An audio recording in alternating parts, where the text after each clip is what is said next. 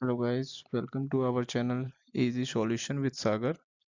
मैं आपको इस वीडियो में लेक्चर 4 पढ़ाने वाला हूं। पिछले 3 लेक्चर्स में मैं आपको 15 क्वेश्चंस बता चुका हूं, जिसमें मैं एसएससी सीजीएल टीयर 1 2018 का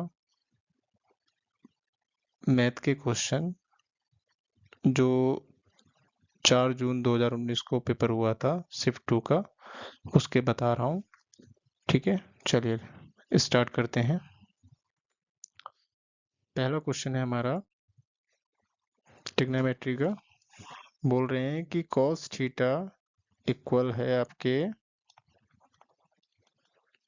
2p upon 1 plus P square के। तो आपको टेन थीटा बताना है। बहुत इजी क्वेश्चन है। आपको पता है कि जब भी इस तरीके के क्वेश्चन आए तो आपको एक समकोण त्रिभुज ड्रॉ करना है। आपको पता है कि ये आपका कर्ण होता है, ये आपका लंब होता है, और ये बेस यानी कि आधार। ये 90 डिग्री मानते हैं। अगर मैं इसको थीटा मानता हूँ तो सामने वाली भुजा परपेंडिकुलर होती है, ध्यान रखिएगा। ठीक है, अगर इसको मानूंगा तो ये वाली होगी। तो आपको पता है कि cos थीटा बराबर क्या होता है, बेस अपॉन कर्ण हाइपोटेनस। तो आपका ये वाली भुजा है 2p, और ये कितनी है, पी स्क्वायर प्लस 1। जब भी आपको इस पेयर में आपको भुजाएं दे रखी हो तो ऑटोमेटिकली ये भुजा आप मान लीजिए 1 माइनस पी स्क्वायर। ठीक है ना। चलिए, तो आपको परपेंडिकुलर पता चल गया। तो आपको अगर टेन थीटा निकालना है तो आप जानते हो कि वो होता है लंब बटे आधार, जो कि हमें अभी निकालना है 1 माइनस पी स्क्वायर, और आधार कितना है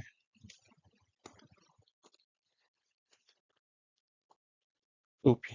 तो आपका आंसर कौन सा हुआ, फोर्थ वाला। चलिए नेक्स्ट क्वेश्चन बढ़ते हैं। चलिए, ये नेक्स्ट क्वेश्चन है आपका। ये आपका बॉड मास पे आधारित है। इस क्वेश्चन को करते हैं। तो इस क्वेश्चन को करने के लिए आप याद रखिए, एक होता है बॉड मास।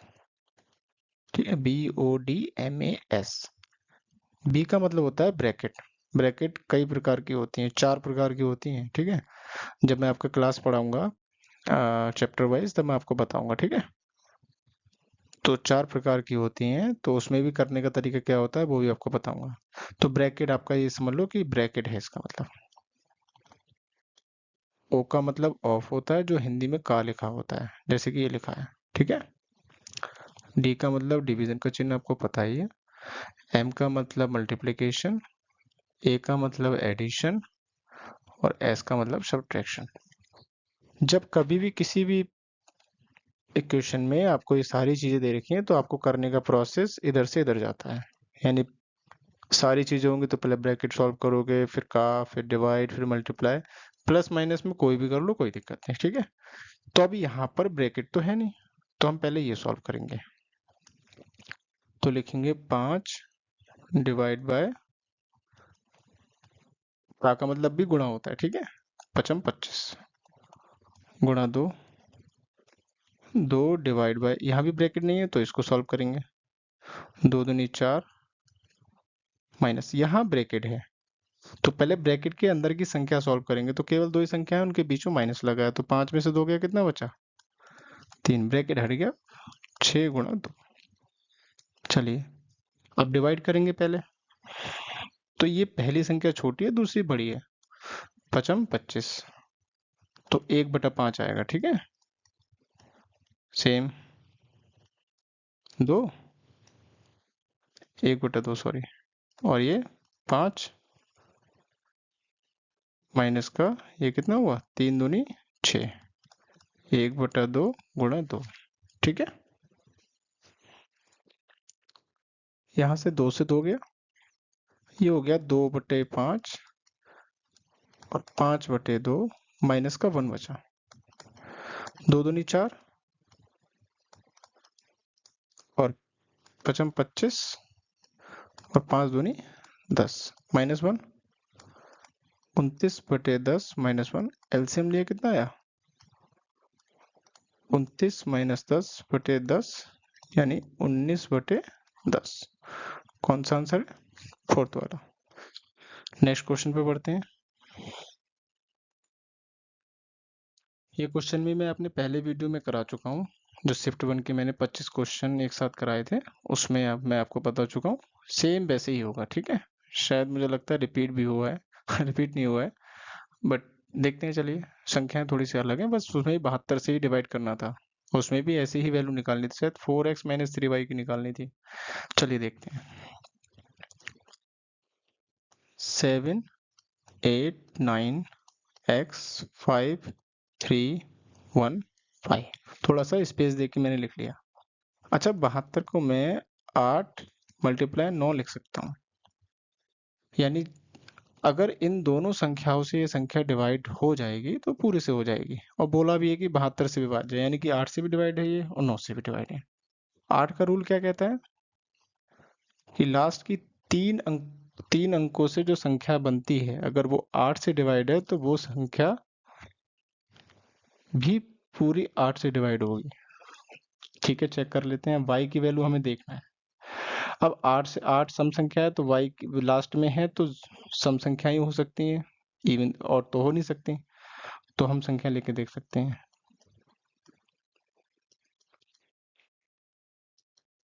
ये तो होंगी।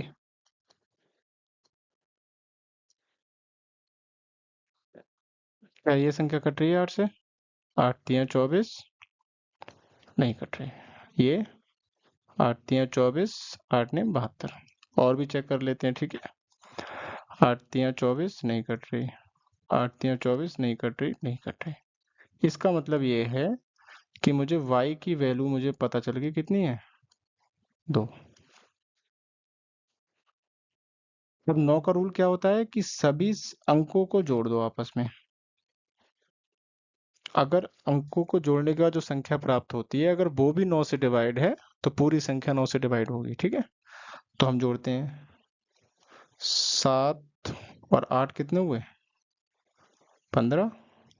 15 और 9 24। 24 और 5 29 और 3 32 और 1 33। और y की वैल्यू पता है 2, 35 हो गया, प्लस x। 35 के जस्ट बाद कौन सी संख्या 9 से डिवाइड होती है? 36। x का मान कितना आया? 1 आया। अब ये यहां रख दो। 5 × 1 -3 × 2, 5 - 6, आंसर आया माइनस का 1। ठीक है, चलिए नेक्स्ट क्वेश्चन पे बढ़ते हैं। कंपाउंड इंटरेस्ट का क्वेश्चन है, अच्छा क्वेश्चन है। कह रहे हैं कि 10% की चक्रवृद्धि ब्याज दर से किसी निश्चित राशि पर 2.5 वर्षों में ब्याज 1623 रुपए है। हमें 2.5 वर्षों का ब्याज दे रखा है। 2.5 वर्षों का ब्याज निकालने का तरीका देखो। पहला वर्ष, दूसरा वर्ष, और ये जो आधा वर्ष है यानी कि आधा वर्ष, ये भी 10 है, ये भी 10 है, और 10 का आधा कितना हुआ? 5। आप इनका एकल दर निकाल लो। ठीक है, कंपाउंड इंटरेस्ट है तो एकल दर। सिंपल इंटरेस्ट होता तो कुछ नहीं करते, बस मल्टीप्लाई कर देते। अच्छा, एकल दर निकालने के लिए पहले इन दोनों की निकाल लो।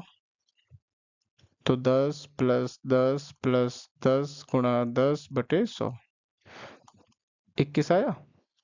अब 21 और 5 की निकाल लो, तो कितना होगा? 21 + 5 + 21 × 5/100, यानी 26 प्लस कितना? 105/100, यानी कि 26 + 1.05 कितना हुआ? 27.05%। यानी कि 2.5 साल की जो दर है वो इतनी आ गई हमारे पास। अगर मैं मूलधन P मान लूं, अब कुछ नहीं करना है आपको, केवल परसेंटेज। तो ब्याज बराबर क्या होगा?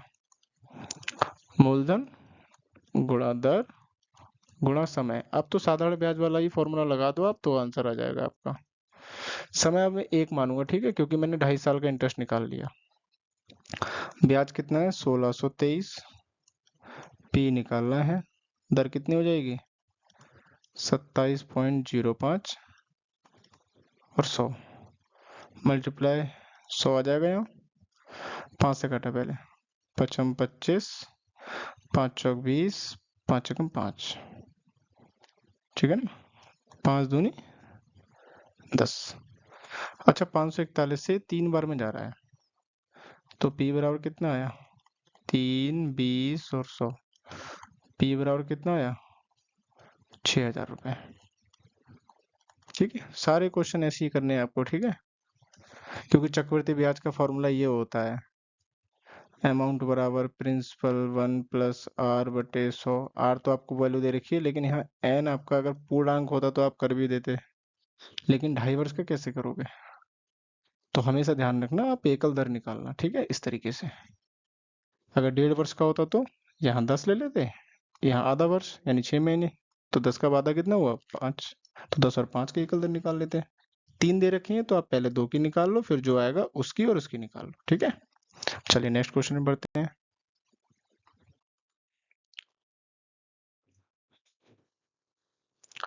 ये दे रखा है आपको x plus y plus z बराबर 19, x y y z plus z x बराबर आपको 114। तो आपको इसकी वैल्यू निकालनी है, वही वर्गमूल निकालना है। आप जानते हो इसका डायरेक्ट फॉर्मूला होता है, वो पता होना चाहिए। अलजेब्रा में आपके फॉर्मूले का बहुत बड़ा महत्व है। फॉर्मूला क्या होता है? x plus y plus z, x square y square z square minus bracket में लिखते हैं, ठीक है, x y y z z x. आपको ये पता है और ये पता है, ये नहीं पता, ये निकाल लेते हैं। हम जानते हैं कि x plus y plus z का होल स्क्वायर बराबर क्या होता है? X square plus y square plus z square plus 2 x y y z z x. अब तो ये तो और ये तो पता है ना, तो ये निकाल सकते हैं। ये कितना है? 19। ये निकालना है।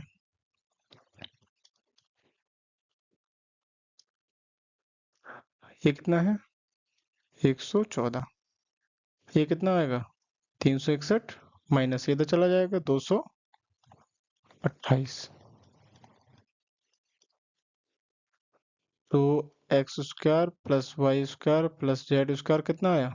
11 में से 8 गया 3, 5 में से 2 गया 3, 1, 133।